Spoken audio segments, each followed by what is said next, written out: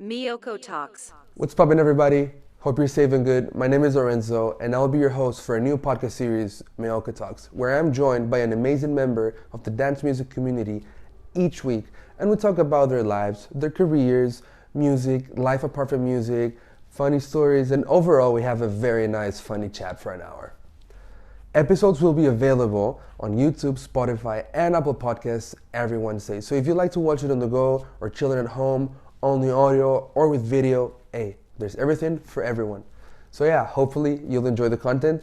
But before we let you go, we would like to give a massive shout out to all the people that made this possible, from the team to the amazing guests that join us. So yeah, hopefully you'll enjoy it. And if you do, hey, don't forget to show us some love, drop a thumbs up, click the notification bell, subscribe so you don't miss anything. And yeah, let us know in the comments if you like it.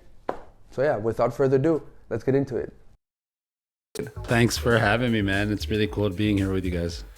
I'm excited for this. It is the first podcast you do, like as a It is.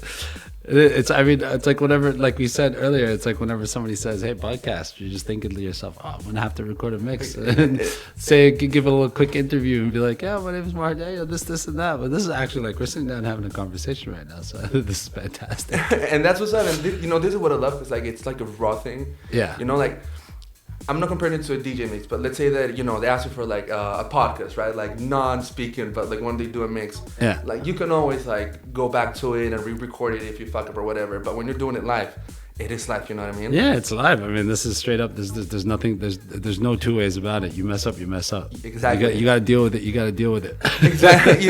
And this is what I love. Like, I would love to do this live. Like they say like an Art Basel or 80 or whatever, and have someone like you like talking live, and obviously it's nerve-wracking, but I think like the idea of knowing that I can fuck up, it's like exciting at the same time. It's raw. Like it's a mix of emotions. Of course, 100%. If that makes sense. So Maher, why don't you introduce yourself a little bit to the audience in case these motherfuckers don't know you?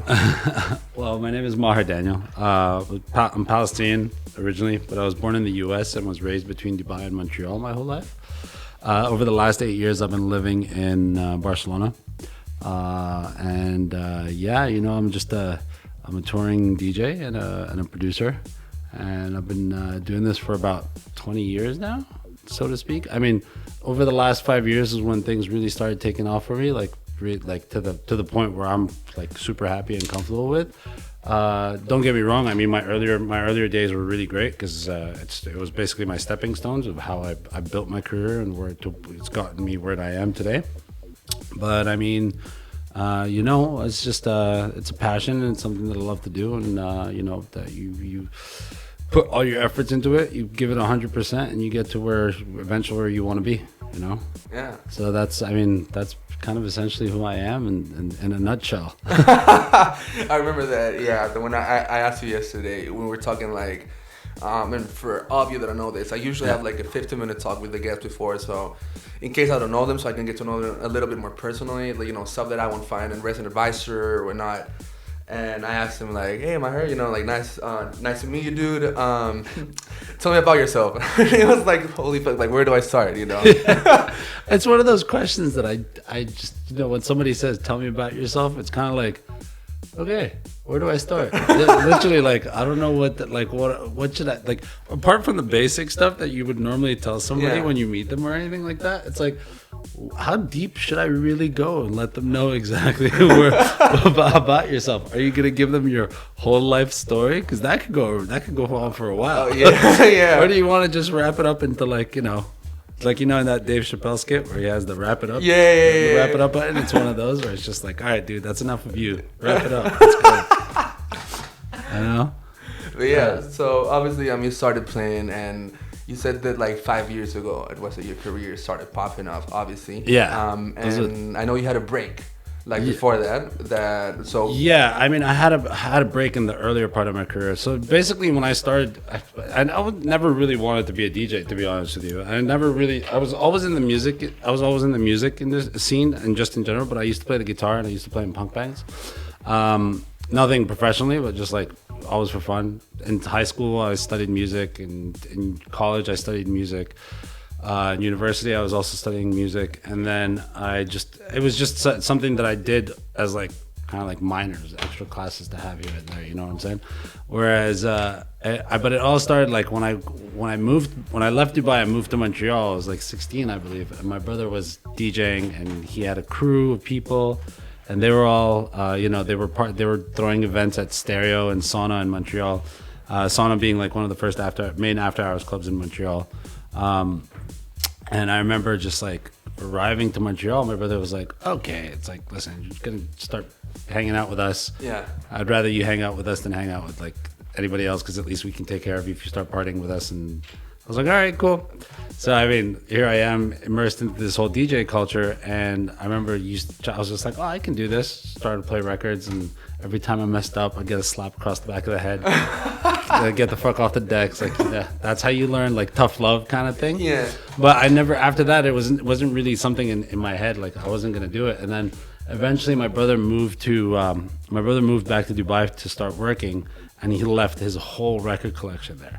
Okay. In Montreal. So here I am sitting there with this massive record collection, and I was just like, I'm looking at it every day. I'm like, oh, might as well just start playing. So initially what ended up happening was I just kept playing and playing at home, and I pressed record one day, and somehow the mix got into the hands of one of the owners of the Stereo. Yeah. And he gave me my first like opening set at the bar, because Stereo was 2 spots. So there's the after hours, and then there's the bar downstairs. Okay. The after hours opened up at 2 a.m. The bar was started from 10 to 2. So he gave me a slot over there to warm up, and kind of like after that set, it just kind of grew. Or, it just like, oh, I want you to play here often. I want you to become a resident. So that's where that kicked off. And then I realized, I was like, oh, if I'm good at this, and they see some potential in me, then maybe what I should do is just keep going with it. I ended up starting to produce that same year, and within a year and a half of that production that I was doing, I did a bootleg of an old Bedrock record called Rumblefish by Tone Deaf, and it got into the hands of like James Zabila and Digweed and all those guys, and they were all playing. Yeah, they were. I mean, it was on Bedrock, but James Zabila had it first, and I remember him playing it before John Digweed, and John was freaking out, asking him, he's like, "What is this? How do you have this?" And the next thing I know, I got a phone call saying, "Yeah, we want to put this out," and then a week and a half later, the Get Physical guys hit me up, and they had a couple of records that I had sent them, and they had signed those, and then the Souvenir guys. So it just started tumbling down. But it was also that kind of sound and that genre of like that more proggy kind of big room sound. And then as the years kind of developed and moved on, I started really chasing genres. So I was just looking at what was popular and starting to produce like that, which I realized wasn't the right move, and I don't think it's the right move for anybody to do. If you believe in what it is that you're doing, then you go with that 100%. So, I mean, that's why like in 2015, I took a year off completely. I just dropped everything. I stopped writing music. I just needed some time to figure out what I needed to do with myself. And in that time, I decided that I'm going to start my own record label. And I wanted to go back to kind of my earlier roots, which were kind of always I always loved listening to minimal music. I was a huge fan of the earlier minimal stuff, like the old Marco Corolla, the old like Ricardo, Richie's like older minimal stuff, plus 8, kind of all that stuff. And I just needed to kind of like strip back and go back to that stuff. You know what I mean? Yeah. I needed to go back to my roots. And initially, what ended up happening was I decided I'm going to start the record label.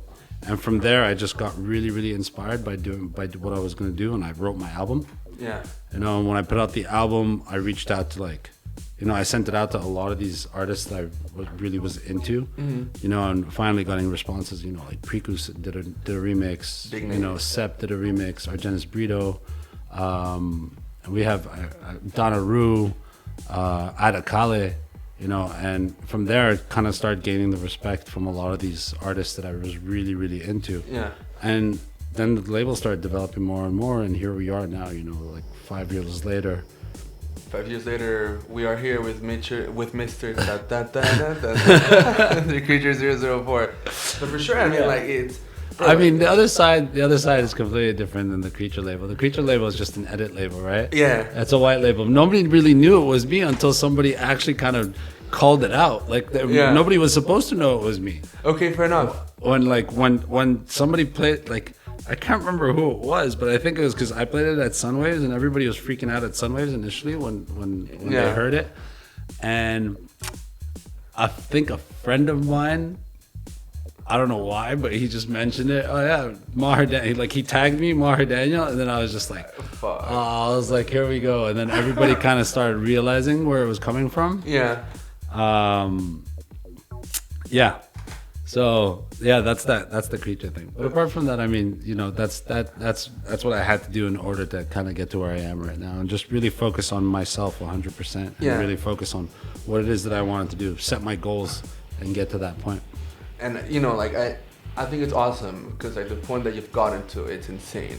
I'd say. Yeah, I mean, I'm happy where I am. You know what I mean? If I go further, I go further. If I stay at this level, I stay at this level. But you know, it's not. It's important for me to just keep doing what I'm doing and focusing on that 100%. Yeah. And everything will eventually kind of come through. You know. Like it has, and obviously you mentioned that at the beginning with your brother, like he left a whole collection of records, right? Yeah. What were those records like? Was it like dance music? It was all dance music. All dance music. It was all like straight up. It was all straight up like tech house and house music and techno and. But like proper tech house then. Yeah. Like not. Like real West Coast tech house. We're talking like the old hippie and Halo stuff. We're talking like, you know, the Hooch Tunes collection.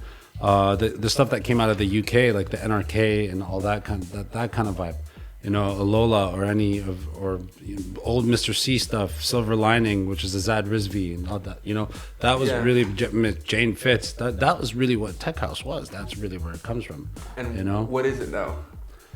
No, it's just straight up cookie cutter. I'm sorry, but it's the fucking truth. It's all sounds the same. It's like, it's so plastic and there's no kind of like, it's very standard and very linear, you know. There's nothing that makes it special. I know, it's like my mom always, like when I talked about dance music, she'd be like, you know, everything is like boom, boom, boom, boom. And my dad does the same thing.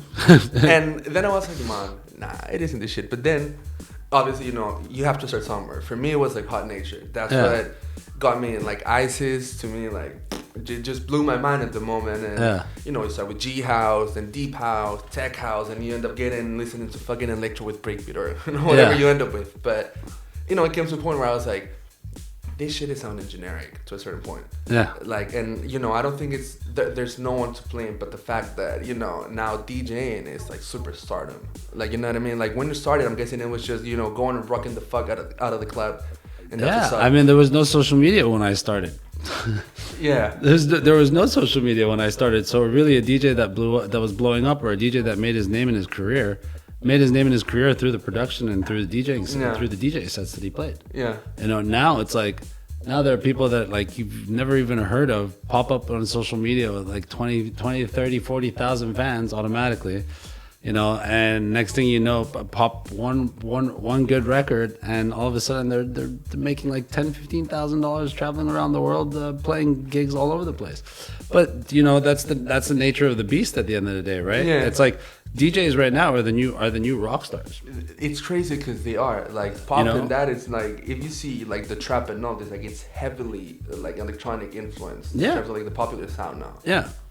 You know, everybody's using some sort of electronic music in their music, no matter what it is. Exactly. Know? But it's at the end of the day, it's like, it's crazy to say this, but DJs are like literally like the new freaking rock stars right now. It's scary. And all for what? To go in there and play an hour and a half sets? It's like, you know, it's like, come on, man. It's like there are bands up there that are working with a team of like 30 people to set up their stages, and those guys are like, you know, those are fucking rock stars. Those are guys that are sleeping in vans, fucking traveling around, like, doing cross country tours. Or like these guys, we're all jet setting on private jets or whatever it is, flying business class, just getting to a show, going to sleep, waking up, getting there, plugging in a USB key, and playing records. But I mean, like it's like a different vibe though, because for instance, like I went to a concert last week, reggaeton. I'm not proud, but it is what it is. And as long as you had fun, that's all that matters. I had enough fun. Let's put it that way. But to me, like going to a rave or like a dance party, it's different, because if I want to be in front of the booth and eat the subwoofer and eat the PAs, like I can do that. But if I want to have the social experience of dancing and like just moving around, you can have it. Whereas in a concert, like you go there and you know it's like an hour and a half, that you get from like the artist head, and that's about it, you know. Yeah. Whereas like the other one, it's like a party, if you know what I mean. Yeah, no, of course, absolutely. And we're like in a generation that, you know, like wants to like accept.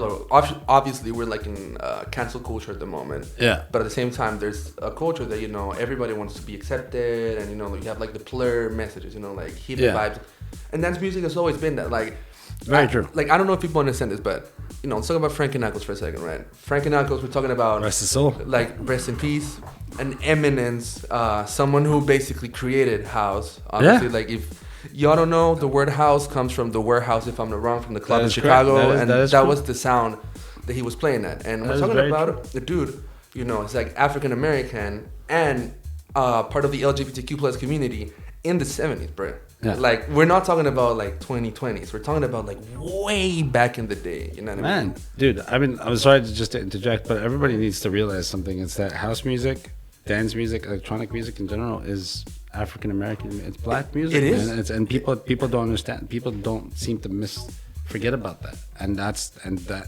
a fact. Straightforward, and people need to respect that and understand that 100%. It is. I think like, you know, and Frankie is by all means the Godfather. The Godfather, you know what I mean? That's why they call him the Godfather at the end.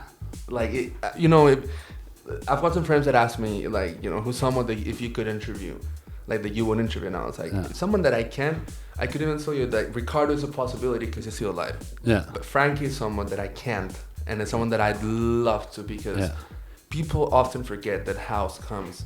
And techno come from Detroit and come from Chicago, but because it kind of died in there, and it kind of became bigger in Europe, people associate more dance music in general with Europe than the States. When it's not like that, it's the fucking States.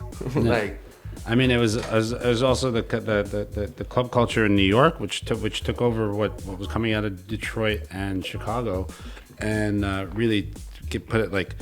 Especially with the gay community, because the gay community is what really built it up in New York, and with all the, you know, the party monster events that they were doing and all, you know. But also, let's not forget like David Mancuso's parties, or you know, the stuff that was going on at Studio 54. You know, that was really also. And here you have, you know, Frankie, who was a resident at Studio 54. Danny Tenaglia started his career at Studio 54. Yeah. They're all as disco DJs, and you know, building off of that.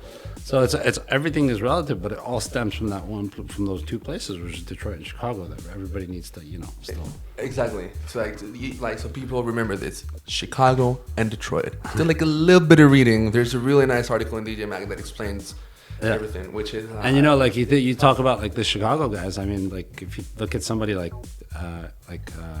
Derek Carter, for example, Derek is like still hands down like I think one of the 6 DJs I've ever seen play. You know, and even if you ask Ricardo, if you ever get a chance to ask Ricardo, ask him, what do you think about Derek Carter? He loves Derek Carter. Like he's like anything Derek touches like on like vinyl wise, or his record collection or anything like that, he's like, I love it. It's my dude. But it's insane to think, because now when you see figures like Ricardo, right? Yeah. Like, I don't want to talk about Mount Rushmore because I don't know if there is. But if we're talking about like people that are like, you know, up there, you have Marco, you have Richie, you have Ricardo, like, you know, and obviously Ricardo's like an eminence in this sense. And, you know, for me to hear that, oh yeah, you know, like he fucks with this dude so much, it's like insane. Yeah, of course. If you know what I mean. Yeah, no, of course. But that's, it's like, it's just, it's his influences. It's something that, it's an influence in his music that you don't really necessarily see it in the music that he produces, but it's there. But it's there. You know, there's something that triggers him to get like, from what Derek does or any of those guys did, to kind of like that soul almost, you know what I mean? Just that, to embrace that soul, but translate it in a different way. Exactly, like, you know? In your own style, like not copy shit, but get inspired, get in the studio, exactly, and like get it popping. Yeah, it's talking about that. Like, you have a really close relationship with him. I mean, yeah, I'm lucky enough to have a close relationship with him like that. I mean, for me, it was. It stems from where the first time I performed with him in Montreal, and then after that, kind of things just got like, you know, it just became natural. Every time we'd see each other, it'd be like, hey, what's up? What's going on? To the point of when, you know, when we just sat down in the studio and we made those 5 records together. Yeah. It still is like to this day. It's like, you know, catch up every once a week, see how everything is going, kind of thing. Yeah. Just like, where am I seeing you next? Where am I? Yeah. What's happening? Any new music on your end that you want to send me, or do you want? I'll be like, do you want to send me any new music? And he'll be like, yeah, sure. And like, so does he send music? No, he does. He sends me a bunch of stuff every once in a while. Yeah. Okay, like for like that he makes or that. Yeah, no, that he makes. No. We don't like. We only share what like music that we make. Okay. Yeah. Okay, fair enough. So this came up. You told me this came up to me because you booked him in Canada. Yeah, I mean, like, it just. I mean, the relationships that there is. That's just one little part of it. You know what I mean? Over the years, like I said, it's like. Kind of like after that opening set, it's like we've still kind of had that connection with each other, but it really came from some of the records that I had done that he was playing out, you know, and then from there he just wanted to be, you know, we even more and more close. Like we started sending each other, like I started sending him more and more music, and then after that, at one point, it was just like I started the label. I'd requested a remix from him for one of my up and coming EPs, and he was like, no, he's like, I'd love to remix it. He's like, but I'd rather you come to Berlin. I went to Berlin. We sat down in the studio. He heard all the stems, and he's like, you know what? Why don't we just make originals? And that's really like we took the stems. We took the stems from what I wanted him to remix and just rebuilt all the tracks again together, and kind of just like it just went from there. It just went from there. Yeah. And for anyone who doesn't understand, stems are like the foundation of the track, basically. Yeah. Pretty much. Yeah, it's just like the foundation, and then you start mixing it. So when you see like all those crazy lines on the computer, that's basically like, and it's like a channel for each instrument. Yeah, it's a channel for each instrument. Exactly. Basically. Yeah, it doesn't look like complicated science, but fuck me, is it a complicated science? So obviously, you know, you told me that shit with him, it just popped up naturally, right? Like, and that it's something that just came natural, and it wasn't forced. When obviously someone like him, like, he gets to a place. And you know, like the whole, like we talked about this, but like the whole aura changes. Like if you at the other end of the camera haven't seen him, Brett, I'm telling you, like the whole place changes. And I haven't seen that with Marco, Jamie, none other than him. Yeah, no, I mean when he walks into a room, everything it's crazy. Something just gets extremely electric. It's like the energy and the vibe in the room just completely changes. Everybody knows that they're in for something extremely special, but they still don't know yet because you can't expect to hear, like you never know what he's gonna come and throw at you, and that's the magic behind him. It's like, you know, he's one of those guys that really is just straight up like, yeah, it's like hard to explain. It's kind of just like you don't know what to expect. It's like you can't expect the unexpected, to put it yeah, pretty much. Like that's what you can expect with him. Like for me, it was Behind the Mask, the Senor Coconut edit. Yeah. Like when he played it, I was like, bruh. Like, you know, like what am I listening to? Because I went to Fabric with a friend, and we got there at 5. Yeah. And I was like, you know, who's this dude, Craig Richards? By the way, I got blown the fuck away with Craig. Like, Craig is a fucking G, bro. Bro, like I said it before, you know, he pulls up looking like your 4th grade math teacher, and then all of a sudden he's making you move your ass like forever, dog. Like it's insane. Craig is amazing. Craig is such an amazing DJ and has such a talented human being. He's an artist as well, and his artwork is really cool. Also, I mean, just like from the old days as Tyrant as well.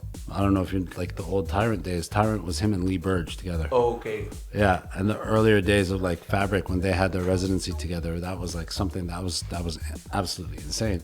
But you know that kind of separate, that kind of went its own way. But then, you know, but Craig as a DJ is unreal. Like he's so talented. He's so tight. His mixes are so like, just like sometimes you just like, what is going on here? It's like layers upon layers of records that are. It's like a story, you know, because when I saw him, you know that when you're like you've been to Fabric, right? Yeah, of course. So when you're in the room 1, which by the way, it's like a special thing for me. I think that room has a different energy. It does. Like it's insane. I was looking like through the glass, and I was just looking at him like, you know, like basically putting a vinyl back, then putting in Q again, then playing with the CDs, and I was like, I can only do like boom boom and, you know, put a track on top of another one, and this motherfucker's doing like playing 4 tracks at the same time, 2 vinyls, 2 CDJs, and he's doing it like, you know, it's a piece of cake. Yeah, man. I mean, but that's the thing. When you've been doing it for that long, it becomes second nature to you. Exactly. It becomes natural. You know, it's like you don't think about it, but like, and even when you're selecting your records, like a lot of vinyl DJs, especially like you know, the older guys, because they have so many records, they don't look at the song and be like, oh, I remember what this sounds like. They look at it and they're like, oh yeah, this label, but not record label, the actual label, the image that's on there. And they remember their songs and how good they are just from the actual images that are on the records. I mean, some obviously they'll stick out to them and they'll remember what that is. But majority of it is just like they look at the sleeve. Like the minute I pop out of sleep, I'm just like, I know what this one is. And just like slap it on. Exactly. You know, it's like it's like imprinted in their heads. Which is crazy. And now, like with moving into the digital era, it's so hard because you get so much music digitally. Yeah. And then you try to skim through it, and there's no images on it. I mean, you can put the images if you want, but that's even more work. Yeah, exactly. So you kind of lose that, and that's the beauty about like guys like Craig. Because Craig is such a, you know, he's been doing it for such a long time and has this knowledge of his music that he's just like he's a magician. He's incredible. That's the word. I mean, Brad, even you're a magician. Like, let's get it straight. I will not put myself anywhere close to where Craig is. But thank you, I appreciate that. I mean, like, you know, Craig is Craig, Ricky's Ricky, Maher is Maher. You know what I mean? Like, I appreciate that. Like, you know, I mean, as well, Sonya as well. Top 3 DJs for me, honestly. Every time I heard her play, it's like, so you must be excited for next week then. She's playing here, right? It's the Fabric birthday. Yes. It's Ricardo, Sonya, and Craig. And Craig. And Gino Nerth as well, who I really want to listen to. He's really, really good too. Like, he's been on fire too. He's a great DJ. He's been on fire, and obviously because there was a party announced before COVID. It was gonna be like FRC, Fabric, and it was Sonya back to back, Craig, and then Ricky, and then Room 2 Voidman all night long. So I was like, this shit's gonna be a trip. Obviously, the pandemic happened. I ended up going for the music week in Miami, and the moment I get there, 24 messages. Every fucking party canceled. And I was like, all right, bet, we'll stay in Miami. You know, this shit will last like for a couple of weeks. And fast forward, we're like a year and a half later, and then I get to see the fucking lineup, which is ridiculous. And people don't get it. Like, Fabric, at least to me, it's one of those clubs where you go and it's like a different shit about it, you know. It's so intimate. Like, it's huge. It's insanely huge, but it's such an intimate experience. Yeah, it is. It's got that intimate vibe to it, you know, because it's dark and it's very like you're as a DJ playing in that booth. You have the crowd around. You have the crowd around, but you're also right there. You're in the crowd. And that's what makes it so special. It's also the sound system in there that they've been working on for the Function 1 23 years. Yeah, it's just like it's unbelievable. I mean, they have bass bins that are in. If I'm not mistaken, last thing I remember was their bass bins that did something from under the dance floor. That's why you feel it so much on the dance floor. Yeah. About it when you think about dance music, especially like on the stuff that we do on the minimal side, it's very loopy. Yeah. So, but what it is very loopy, and there's changes within the music, but those changes are they're addition of frequencies, and those additions of frequencies are what keep people like mind locked in. Exactly. So when you have a right sound system that's built and you build around those frequencies, it's like you can keep people there and hold them down for hours upon hours, which is crazy. Like, that's what I love. I remember watching an interview from Ricardo where they asked him about dance music, and he was like, you know, dance music, he explains that it comes from Africa and that it's more about rhythm. Yeah. And that's what I like about it. Like, you know, it's not like a track ends and then there's a silence and another one. No. Because if there's a silence, you go like, what the fuck's gonna happen next? You know, especially with DJs that, at least in my case, I love that's why I love Ricardo, because I know that I can expect the unexpected. Yeah. Same with Teeny. Like, I might have an idea of what she's gonna play, but at the same time, like, I don't know what she's gonna play. Right. And I just want to get lost in the trance, you know. Yeah. I mean, I left the drop era way back ago. Like, I mean, it's amazing to hear, you know, like the snare roll, and then boom, and you know, it hits you. But for me, like, it came to a point where like I'm more excited when I'm just in a trance, dancing, and like I don't know what's gonna happen, and something new pops up, and it's like, bruh, like, you know, like what just happened? Yeah. No, for sure. I mean, I totally get that. I mean, I was like, everybody at some point was, you know, was in a peak time, that massive breakdown, kind of like, you know. But like you get older, you mature, and you start realizing that it's not all about that, because at the end of the day, it's a marathon and it's not a race, right? Exactly. It's a marathon and it's not a race. Yes, sir. It's a marathon and it's not a race. So what you want to do is you want to you want to keep going, and you want to have and you want to hear the whole set. You don't want to just peek out. No. Guys that that's one thing that I have with festival circuits is that they give these time slots for DJs to play like an hour and a half sometimes. And it's like, what is really going on? What are you as an artist? What are you able to translate? You know what I mean? In that time frame. In that time frame. Whereas like most of us like play, like you tell me I'm playing for 2 hours, I'm just like, oh, that's great. You tell me I'm playing for 3 hours, that's fantastic. You tell me I'm playing for 4 to 5, I'm like, I love it. Yeah. You know, I love playing long sets is where you tell the stories, where you actually build something from start to finish. Exactly. And you can put people in that position so they can. But like playing an hour and a half, you go in there and it's just like big record after big record after big record, and that's it. Exactly, because obviously sometimes when you get those slots and you're an up and comer, like it's like I have to make the most out of this opportunity. Yeah, of course. And I'm obviously you've been through that in your time. Yeah. And going back to Ricky and the Sades, told me that you were kind of involved in the process of bringing Ricky to Miami. So like me and Benji have had such a solid relationship, and we were always saying that it's time for Ricardo to come back to the US, which I also thought. He was coming back and he was playing Time Warp, but after the last one that they had done, he hadn't been back for a while. And with my relationship with Ricardo, Benji just asked me, he's like, do you think he'd be able to come? So I asked him the first time, he wasn't too into it. And then eventually when the pandemic was really going down, and Miami being one of the only places that was open, I was showing him the other side of what was going on in Miami, which is basically a lot more of the underground side with what Benji was doing, and the fact that, Raresh go and play there. And even Raresh was, telling Ricardo, he's like, trust me, go play in Miami, you'll have a great time. It's like, it's Benji's like the man, like go do that. And with Pedro coming to Miami and me and him staying together throughout part of most of the pandemic while everything was open down there, he was also like, Ricardo was seeing this, and then eventually he's like, you know what? I was like, let's do it. Let's give it a try. So let's put our trust in. And what we were able to do is work together with, the Link Miami Rebels guys, because they have the venues and the spaces. So we were able to capitalize on having it at Space Park on the Friday. Yeah. So we were able to do a daytime thing, and then on Sunday do the massive, from 4 p.m. to 8 a.m. the next day, and it was like me, Ricardo, and Raresh. Crazy shit. And Raresh was a special guest that was getting announced on the Sunday afternoon.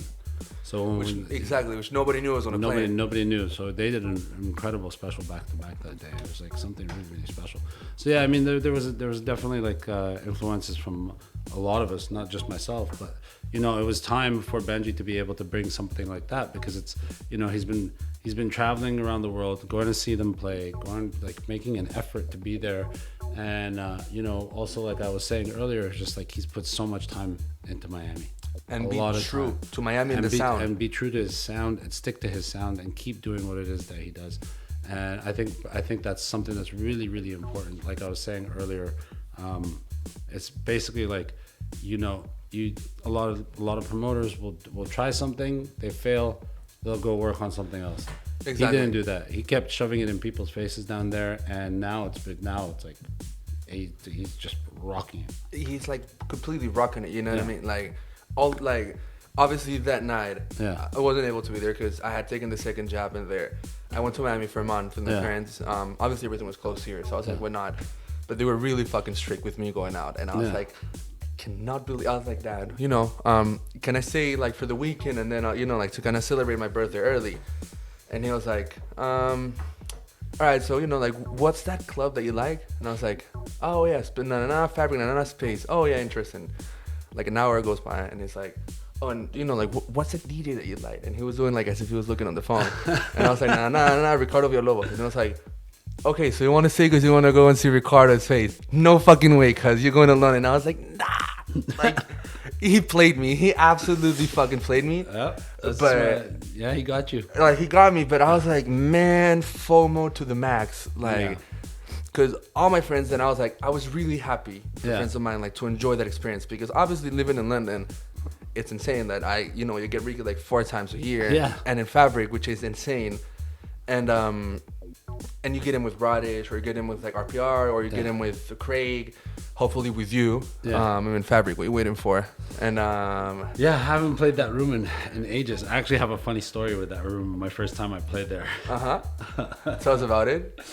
The first time I got booked to play at Fabric, I remember I was flying out from Berlin, and there was a massive delay on the flight. I mean, we're talking like it started off as a 1 hour delay, a 2 hour delay. I was actually supposed to arrive into London at like 7 p.m. I ended up arriving at 11 p.m. Fuck me. At the airport. Having to I didn't even make it to the hotel, having to go straight from the airport to the club, and realizing while I was in the car that I had forgotten my headphones on the plane, because I was using them to go through music, and I was so stressed out that I left my headphones on the plane. And it being my first time at Fabric, I remember this is like it was yesterday. I walked into the booth, and I was kind of just like looking around. I was like, okay, what am I gonna do here? What am I gonna do here? Yeah. I pulled out my iPod headphones. No way! I shit you not. I plugged in my iPod headphones, and I was mixing with my iPod headphones, and they were looking at me as if I did this normally. Yeah. And then Andy walks up to me and he goes, "Mate," he's like, "What?" He's like, "What's with the headphones?" And I was like, I'm not gonna lie, I felt really embarrassed to say that I left my headphones on the plane. On the plane, yeah. And he's like, "Dude, are you kidding me?" He's like, "You know how many DJs leave their headphones in this club?" He's like, "We have a plethora of them in the room." And I was just like, shit. yeah. And he ended up giving me a pair of headphones, and that was my first Fabric experience. Yeah, it was fun. It's fun, right? I mean, it worked. I know I blew one of the pods. I definitely blew one of the pods. But it was definitely an interesting experience, to say the least. Like, I was too embarrassed to kind of be like, I forgot my headphones, can you go? Because I was just like, oh, it's my first time playing at Fabric. Don't be this dumbass that just forgot his fucking, that like your first time playing this room and being like, I'm can I borrow some headphones? So unprofessional. But yeah. But I mean, it's shit that can happen. You know what I mean? Of like course, it could have been worse. It could have been your USB, bro. Imagine that. Yeah, it could have been my records could have never shown up too, and then I would have been really screwed. Exactly. You know. And what do you prefer? Just a quick question: vinyl or digital? I prefer playing vinyl. I mean, look, don't get me wrong. I play a ton of digital because I get a lot of promos, a lot of stuff. Unfortunately, that's not out on vinyl yet. But like, you know, I prefer still going record shopping. It's just having that physical aspect, being able to control it a lot more. Yeah. You know, it's harder as well. If a record, yeah, but it's not even about it being harder or not. I mean, yeah, it's definitely harder because you don't have a screen in front of you and you can't see what the BPMs are or anything like that. Which is one way, actually, I tell a lot of people that to learn how to DJ is like put a piece of tape on the BPM section, so you can't see the BPM, and then and actually just mix using your ears and pitching properly. Yeah, you know, because a lot of people say, oh yeah, so it's like anybody can do it. Let's do this. It's okay, fine. Anybody can do it. Here, go for it. Learn how to play on records first, or even before that. I tell people if you really want to learn how to DJ, go learn how to play on vinyl. Well, yeah, I mean, nowadays it's not as accessible. Well, it's not accessible, and it's not like it's cheap. It's not cheap. It's like you know what I'm saying? Like, yeah, no, of course, absolutely. I mean, it wasn't cheap back then either. You just had to suck it up. Exactly, because now like we live in a world with, like, you know, I personally use Bandcamp. I mean, I told you that I bought the Creatures. Like, the moment I saw the email, I was like, we're buying the shit ASAP. You know what I mean? But like, afterwards, you know, I realized, like, you know, Bandcamp is this beautiful heaven where they don't label music as that much. Like, artists choose their labels, and again, Beatport, I love you, but Minimum, Deep Tech, like, no. Yeah. And you can find shit from anyone. Like, to me, that's like the closest to vinyl. Yeah. If that makes sense. But now everybody pays like $5.99, or, you know, the free 99 culture that's now in the world, and they want to pay $5 and have a lot of access to Spotify, which is convenient. But you don't own the music. You know what I mean? Like, I think Bandcamp is such a genius thing because it's really for the artists. At the end of the day, all the money goes directly to the artists. Exactly. Their commission is not. It's like 86% of its transfer goes to the artist. Yeah, and that's really important because there's a lot of. I mean, the music industry and the record label industry is very fickle at the end of the day. You know what I mean? Between publishing rights and between like people that, like, record labels that own rights off of the artist and stuff like that, the artist isn't seeing much of the money anymore. And that's a shame because a lot of these guys, are surviving off of.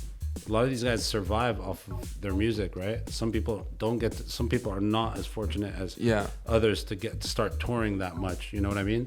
So they have a means through their music, and that's what Bandcamp's giving a lot of these artists, which is phenomenal. Like, I mean, if you look at a lot of the guys like that were during the pandemic, a lot of guys were making their living off of putting music out on Bandcamp. Like Bandcamp Fridays. And especially like these are guys that were only releasing vinyl. Yeah. And they went to digital. And they actually decided to go to digital. Some labels even went their whole back catalog on Bandcamp. Exactly. You know what I mean? Because they needed to find a way to kind of to start recouping for not being able to tour and DJ. Exactly, because that's where the bread is. Yeah, of course. And kudos. Yeah, whoever thinks that. I mean, there are a lot of labels out there that are making their artists there are a lot of artists out there that are making their money off of Bandcamp and are making money off of putting out music. Don't get me wrong. But it's not the majority It's not the majority for sure. You know what I mean? A lot of these guys are making their money off the touring life, and that's really what it comes down to. Exactly.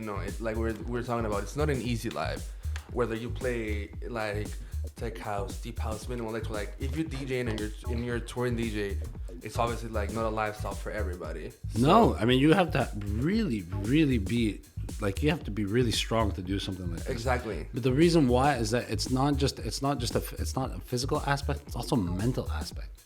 There are times where I've been in positions at airports where I'm just like completely like exhausted, broken down, didn't miss a flight on purpose, but a flight gets canceled, which means I'm missing my connection flight, which means I'm missing a gig, and trying to figure things out, reroute to here, reroute to there, and it gets to you after a while. That's why one of the most important things that I think is that every DJ should think about is their health. Working, like having a good food regimen during the week, having a good sleep schedule during the week, and just like working out, even if it's the smallest amount of working out, just work out because your body needs it. I used to like, I'd never thought like that before. And then I realized at one point that I really need to start thinking about myself, my personal health, because if I want to do this and I want to go further and I want to keep doing this, like I'm almost 40 years old, man. So I mean, for me, it's like I need to really focus on my body as well. I need to focus on my health. You have to focus so that you're 40 years young and not 40 years old. Exactly. There you go. I like that one. But yeah, I mean, obviously, there's a mental aspect to it, and I think that people, I love the fact that associations like FAM have come and like the IMS are still helping with this, because I think people don't understand, like, you guys play like you said, you can be playing in Peru on a Friday and you can be playing in New York on a Saturday, and you could be doing Buenos Aires in Argentina on the Sunday. And it's an insane rhythm where you live a lot of time in planes, obviously. So what would you say, like, for the next generations that might be listening to this, what are like 3 tips that you give them in terms of like the mind and how to take this lifestyle the right way, or find a balance or equilibrium in it? One is definitely focus on your mental health, focus on your well-being, because that plays an important role. In our industry, we have there's a lot of like I was saying earlier, in regards to social media, you have people that are blowing up out of nowhere and you haven't seen them, and they just come out of the woodworks and they're just like superstars. And where you have other guys that don't focus their stuff on social media, but have been putting on so much work and so much effort and have the talent and have the music, but don't make it. And then they start getting down and they start getting depressed on themselves. Exactly. Why didn't this happen to me, or this and that? So the ability to shake that off completely and throw it out the window and be like, well, I just need to keep doing what I'm doing. That's mental strength, and your mental health is really, really important. You can't feel down, and always speak to somebody if you feel like something is wrong. Definitely be able to opening up to people and telling them how you feel and stuff like that. There's nothing wrong with that, and nothing to feel embarrassed about. So that's one of the first things that I would say. Okay. Second thing I would say is also just your personal health, right? Your physical health. So that's something that's extremely important, because if you want to be in this industry, you're going to be traveling a lot. There's going to be lots of late nights, no sleep. And sleep is one of the biggest things that everybody needs. I mean, if you say like, what's the number one thing that makes people sick is the lack of sleep. A bad sleep cycle is horrendous. And like, don't get me wrong, I have a horrible sleep cycle. Okay. But I try my best during the week to be like to get at least 7-8 hours of sleep. You know? And the third thing is to just focus, to be you, be honest, and to just go for it 100%. If this is what you believe, this is what you're doing, this is what you want to do, then you put in all your efforts 100% into that, and you just go for it. Because there's no middle ground in this. There's no like doing it half-assed and then like kind of like reaping a little bit of the benefits. It's either you're doing it all the way through, or you like, or you don't. Exactly. You know? Because it's not gonna work if you're doing it just like for fun. You know, or it's just gonna be. Yeah. I mean, obviously, I'm guessing that it is fun. At the end of the day, it is actually fun. And what I'm saying, don't think that you're doing this just for fun or whatever, and you're gonna make it out there. No, it is fun, and it's always supposed to be fun, and that's the most important thing. Fun. It's first and foremost. What we do is fucking fun. Exactly. Like, we are a select few of lucky. I mean, when I say select few, I mean there's a lot of us out there. But like not everybody makes it have the ability, that have the pleasure of traveling around the world and playing music for people and making them happy. Like have a good time. You know, have a good time. Yeah. Connecting people together. Yeah. You know. So we can't take that for granted, and we should never ever take that for granted. Yes, sir. I'm blessed to be able to do this. You know what I mean? I'm blessed to be able to go play, get behind the decks and play music and see people smiling on their face. That makes me happy. That's what keeps me going. Exactly. You know? Yeah. And it's one of those. It's an extremely special thing. So it's like when I say take that. You want to do this? Give it your 100%, because when you're doing that, you're doing it for not just yourself. You're also doing it for other people out there. Exactly. You're doing it, and you know, like when they book you, like there's a promoter involved, like, you know, that like like you say, like Benji, that has faith in you. Yeah. And like books, and it's like, I know this motherfucker, you know, like he's gonna rock the fuck out of the show. Yeah. And you know what I mean? Yeah. And you know, obviously, I remember that like when I spoke to Sylvie Lotto, she was like, for me, DJing is making people happy. You know, obviously, like we said, it's being a superstar now. Back in the day, it was just getting behind the decks and playing the records. It is making people happy, because that's what makes you happy at the end of the day too, man. Exactly. I mean, when you see a smile on people's faces, it's like it brings. It's like like I said, I feel blessed. I just feel it's humbling. It's a humbling experience. And when you're playing, like, are you one of those that like picks 2 or 3 dudes or chicks in the crowd and go like, okay, so these 3 are gonna be like the ones that tell me if they like kind of like to see how the floor is going, if the vibe is good or not, or you just like go straight up for it? No, that's actually really interesting. That's a really interesting question. I've actually never thought about it that way, to focus on a group of people that are having the best time. Yeah. And be like, okay, that's my focus group. I'm doing good. No. I mean, for me, I'm always looking at the crowd. I'm always paying super attention to everybody on the dance floor. You know, it's really, that's also, it's funny because I was having a conversation. I can't remember who it was. Last weekend. It's like, oh yeah, it was when I was in Madrid. The guy, we were sitting there talking, and they're like, oh yeah, it's like, you know, some DJs come in here and they just play whatever the fuck they want, and they don't even look at the dance floor, and they don't care about the dance floor. You know what it is? What's important? I think what's important is that your dance floor is your number, is hands down. You're basically that's your playground. That's your job. You're supposed to make people dance. Now, there are DJs like myself who will play what they play and not accommodate, you know, but it's not accommodate. What it's more is like, they won't go to that level, which is like, you know, they won't succumb to the idea of like, okay, I might have to go a little bit, you know, cheesier right now. Yeah, exactly. No, what they do is what we have the ability to do is to really like just change it up in a certain pace to kind of just give people that, oh, okay, here we go, this is something. You know, it's a grab and pull, you know what I mean? It's a tug and pull. Sorry, like it's just, I mean, tug and pull basically is the same thing. It's push and pull. Right? Yeah, like, I feel you. They give you a little bit, you have to give them back, and then you take it back and all that. So it's like, you have to be receptive to your crowd, and you have to understand what's going on the dance floor. Exactly. Well. It's like, you know, within your identity, check out what can work for them, if that makes sense. Like, no, obviously in Peru, like, breaks is not something that people are that used to. But now that DeWalter was playing, I was lucky enough to speak with him afterwards. Yeah. And he was like, I was like, oh, and that bandit that you're playing, and I was like, man, those bandits, like I didn't know if the brakes were gonna work in here or not, and it was like, it's like a risk I took, but then like the crowd reacted good, and and he obviously played the Creature 004, which just blew the roof off the gaff, man. Like shit was insane. Honestly, it was. And as well, it was like the first rave I had in months. Okay. I hadn't been partying, and I love the no photo policy. Of course, I wish I had recorded some videos, because then you go to, like, you're at the, in the car going to your house, and you're like, holy shit. Like, just rocking it out on your that AirPod. Moment. Oh, you remember that moment? It is like, holy shit.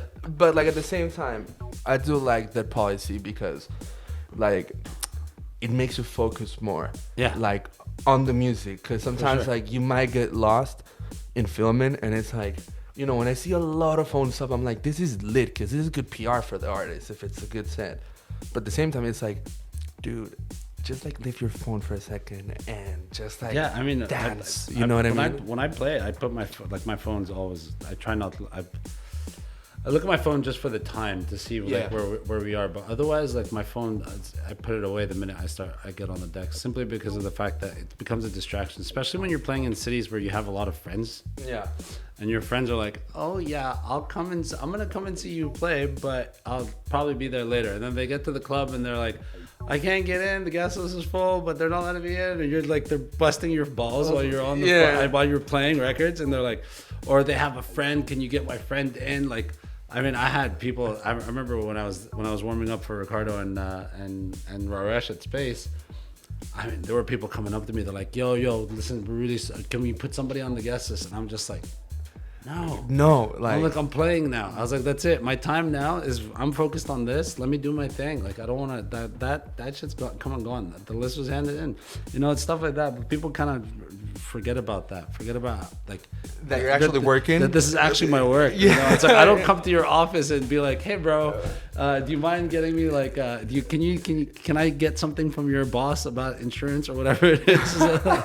No. Yeah, like 100%. Like you're forgetting. Obviously, like you see DJs like Pedro, who like there's a funny anecdote with a friend of mine that Chino booked Pedro, and he was playing at his day's party. And this dude has like the phone with the flashlight in Pedro's face, and Pedro goes like, bah! Like phone slapped the fuck out of your hand. Yeah. And I was like, holy shit. But then you understand, like, don't put them flashes on. Like, they have enough lights, enough people being there for them. Like, just let them be and let them play. Yeah, because the more comfortable the artist is when he's behind the decks, the better the music is going to be. Exactly. The better the set's going to be as well, because they're comfortable. If there's constantly a flashlight in their face, if there's constantly cameras always up in their face, it starts to become a little bit like, it just becomes overwhelming. Exactly.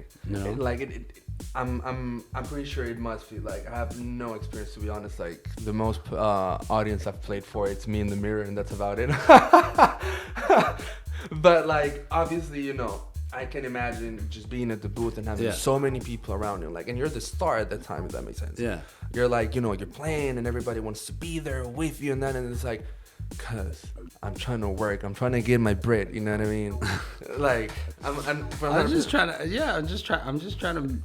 give my best performance and not have to think about other things outside of what's going on right now. Exactly. I'll think about the other things later, but right now, this is what I'm doing. This is like, I'm trying to give, because you have to give yourself your 100 to the people that are coming out to see you. And if you don't give your 100, then it's a shame, because at the end of the day, those people are out there spending good money to come out and watch you perform, and then you not to give your 100 is like, no, like, and like people in whatever you do, whether it is serving coffee, whether it is like working at a law firm, being a motherfucking DJ, like you have to give your best, if you know what I mean. Like 100, you have to give your 100 all the time, like, and just to close up. Going back to that night in Miami, like has that been one of the most special nights in your life in terms of like as a DJ? It was definitely special, because at the end of the day, what happened was I was only supposed to play for 4 hours, and the boys called me up. And they were messaging me. They're like, "Oh yeah, they just told us right now that the party's finishing at 8 a.m." And I was like, "Okay." They're like, "Keep playing." So I mean, I handled that, and the Space Terrace is an intimidating room. Is it? It's it's not. I mean, it's such a, it's the sound in there is incredible, but when it's packed, and you have, especially for a night like that, you have people from all ends of the spectrum. Some that are just there because they saw that the party was going to be huge and they want to be there, to the people that are there because they know the music is going to be fucking fantastic. Exactly. So it's like to be able to sit there and do to play for 7 hours on that terrace and really hold it down properly and just give it off to Raresh and Ricardo and put them at that level where when they just came on, it absolutely blew up the dance floor. It's hard because 7 hours, it's like I could have been banging it out. I left them. I didn't even come close to banging it out. I mean, I had my moments where I picked it up and then brought it back down. Exactly. So it was definitely one of those special sets because it was back to my roots. It was back to the idea of warming up, like I used to do back in the days as in stereo. Which is something that people don't understand. The warm-up is something really important. The warm-up is one of the most important. It is the most important set of the night. Is it? It is because it sets the tone for the night. Okay. A good warm-up DJ will understand the idea of you're not here to headline. You're here to set that. You're here to build the night up because you don't want to burn out the crowd before the headliner comes in. Yeah. And what you want to do is you're setting it up so that once the headliner comes in, but you'd be surprised, man. It's that warm-up set though. Is probably always going to be one of the most, will be the standout because when you set the tone right, it's it's next level. You're a lot of the best DJs out there in the world that are touring the circuit are all warm-up DJs, are all guys that were opening up for other bigger superstars. Which is, I think it's really important, and for anyone that's getting into DJing, don't feel like the warm-up is a hassle. It's something that you gotta go through, and it's really important because, like Maher said, you'll set the tone for the night. I love the warm-up. I can still do it. I can do it every day if I love warming up dance floors. It's one of my favorite sets.